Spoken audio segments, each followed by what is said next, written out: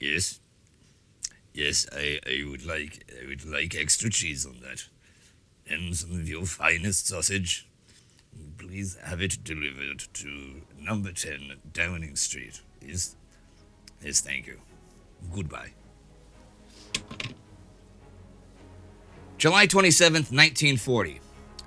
This war has been fought so far by infantry, with tanks, at sea, on horseback, and in the skies. But just now we're seeing something we've never before seen in the history of warfare. A war being fought only in the air.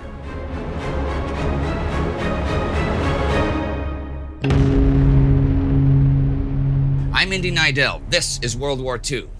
Last week, Adolf Hitler issued Directive 16, which plans for the invasion of Britain, set to begin with an air offensive August 5th, though the Kanalkampf, the battle for supremacy in the English Channel, a necessary prelude to any invasion, has already begun.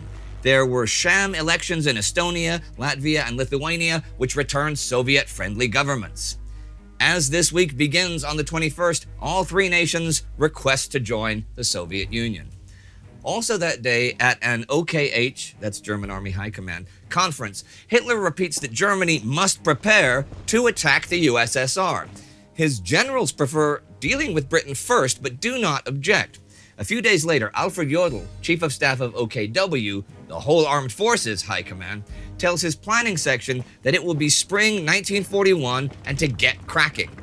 But the Battle of Britain is still to be fought, and there is scattered action in the Kanalkampf this week. On the 24th is a real clash. Adolf Galland, quickly becoming a legendary pilot, leads 40 German Me-109s and 18 Dornier bombers against a shipping convoy in the Thames estuary. 3 British squadrons of Spitfires come out to engage them. They shoot down 2 German planes, though they claim 16, but Galland is reportedly shaken by the determination of what are outnumbered British pilots.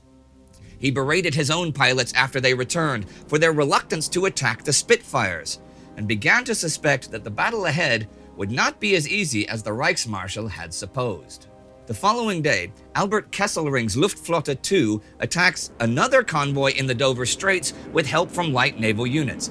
They are driven off by day, but return by night, and the British lose 11 of 21 ships in the convoy. The 26th, the British Admiralty orders no ships to pass Dover during daylight. That order is not, though, a response to the raids, but has been prepared for a while. The Battle of France, though sensational by reason of its brevity and decisiveness, had been an otherwise conventional military operation. Aircraft had played a major part in bringing victory, but neither they nor the tanks they had overflown had wrought the Allied defeat. That defeat was the outcome of deficits in strategy, military structure, and readiness for war, psychological as well as material. The Battle of Britain, by contrast, was to be a truly revolutionary conflict.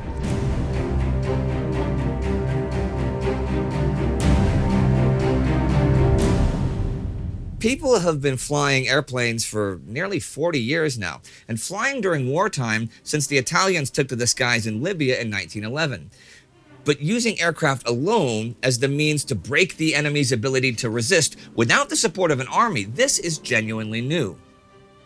Since the later stages of World War I, planes have been used reliably as bombers, and as the years have rolled on and aviation technology has improved, they are increasingly more reliable and with ever longer range. German and Italian bombers flying in the Spanish Civil War a couple years ago showed the leaps and bounds that fighting aircraft had made. And we had reached a point where many people believed future wars would in fact be air wars, that aircraft would supplant the need for other branches of service.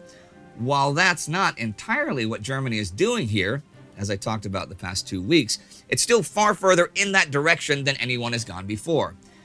Thing is, when the war started 9 months ago, the Luftwaffe did not have any strategic bombing theory. Although they have experimented with new tactics in Poland and the recent campaigns, it's still only rudimentary plans without real technical feasibility. See, going back to like 1933, when they were considering Germany's ability to build and maintain a long-range bomber fleet, High Command thought that was not a feasible prospect based on resources and industrial capacity. And a lot of the higher-ups at the Luftwaffe were army officers, and they've always seen the Air Force as a ground support thing, even now after the Battle of France. So think what's been going through their heads since Hitler's directive last week that they've been ordered to prevent all air attacks against Germany, destroy British coastal defenses, engage the British Navy's ships, break the resistance of the land forces, and also destroy the British reserves away from the front, wherever that may be, and that is a really tall order. But those German officers, and indeed the whole German army, have reason for optimism after the Battle of France, and not just for the morale boost of victory. France is now paying for the costs of its own occupation, and on top of that, what amounts to about a fifth of Germany's war costs so far. And the occupying army is enjoying all of the goods France has to sell, or have taken from them. The shops in Paris have been stripped by German officers. French raw materials are a real boon for German production, and just the weapons, the vehicles, and the horses taken in France have revitalized the German army. French agriculture helped the Germans live better than they had since before the First World War.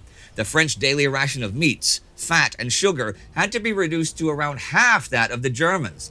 Germans regarded this as just revenge for the hunger years they had endured after the First World War. The French were encouraged to console themselves with the idea that as soon as Britain came to terms, a general peace settlement would improve conditions for everybody. But the British are an awful long way from coming to terms. On the 22nd, the LDV, Local Defense Volunteers, is officially renamed the Home Guard. The LDV had been formed back in May, once fears of a German invasion boomed during the German attacks in France and the Benelux countries, and gave the British government greater control than the private defense groups that had been forming, especially around places like factories and airfields. By now, over 1.5 million men have signed up, women not being admitted at the moment. Mainly those too young or too old for military service or in reserve professions.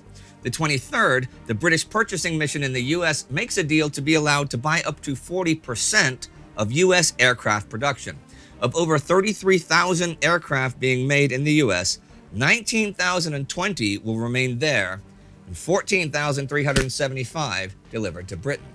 They are working out similar arrangements for things like rifles and tanks as well, the idea being to cover Britain's needs until the end of 1941. The 25th, British Prime Minister Winston Churchill says that the 14,000 Polish soldiers in Britain should be given American rifles as soon as they arrive.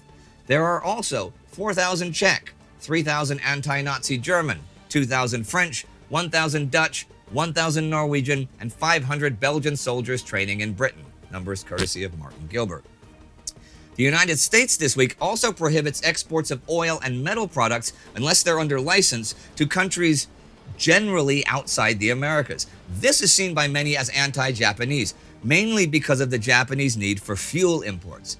And after this, Japanese oil stocks do begin to decline, and they will turn their attention towards the resources of the Dutch East Indies and Malaysia. Well, Japan itself sees some changes this week. Last week, Mitsumasa Yonai resigned as Japanese Prime Minister under military pressure. A new cabinet under Prince Fuminaro Konoye forms the 22nd. Yosuke Matsuoka is Foreign Minister. General Hideki Tojo becomes Minister of War. The new government pressures Vichy France to give the Japanese bases in French Indochina and does not rule out force as a means to get what it wants. The major overland supply routes to China, with whom Japan is at war, from Indochina and Burma are now closed. And on the 26th, new Japanese policy gives #1 priority to solve the China problem by preventing supplies coming through French Indochina and being more aggressive in the Dutch East Indies. Next week, the Konoye government will declare its intention of setting up a new order in Greater East Asia. The moralities of Prince Konoye's new order, like that of Hitler's Thousand-Year Reich, were those of a master race, for whom the end always justified the means. That quote is from Martin Gilbert, who writes a similar note about Germany this month. In a published review of German sterilization laws, Ernst Wuden, psychiatry professor at the University of Munich, and a firm believer in racial science, praises Hitler for having the courage to stop the terror of the inferior kind of people using racial hygiene measures. But the Germans were terrorizing pretty much everyone this week. On the 24th, the unarmed French merchant steamer Mekne is sighted by a German torpedo boat. Remember, France is no longer at war with Germany. That steamer has 1,179 French sailors aboard. The French flag is illuminated by a spotlight, and the portholes are all lit up, as are the sides of the ship. The captain even brings the boat to a stop and flashes his name and his nationality in Morse code. The torpedo boat sinks the Mekne, and 383 French sailors drown. And the week comes to an end, a week of fighting over the English Channel, even as the British beef up their defenses and production. And the Germans use French resources to beef up their own army. Japan gets a new government, and on the 22nd, the Havana Conference marks a change in the Monroe Doctrine. Now, the United States will act together with its neighbors in the Western Hemisphere to collectively defend themselves for their collective security. And the US is providing for Britain's security against Germany. Though whether American planes and guns can arrive soon enough to help is anybody's guess. And the US is also beginning to sabotage Japan's security and indirectly its ability to make war. But Japan is looking further afield now than China, and Germany further afield than Britain. It's pretty safe to say that even though there is basically a two-country active war in Europe and another one in East Asia, this genuinely is really a world war, and everyone is affected. Talking about strategic bombing, check out the May episode of our War Against Humanity series right here. It'll come up soon. Our TimeGhost Army member of the week is Kevin Koo. Since our videos are often demonetized, contributions like Kevin's are pretty much how we survive. So please support us at timeghost.tv or patreon.com. Every dollar does count. Do not forget to subscribe, click that bell. See you next time.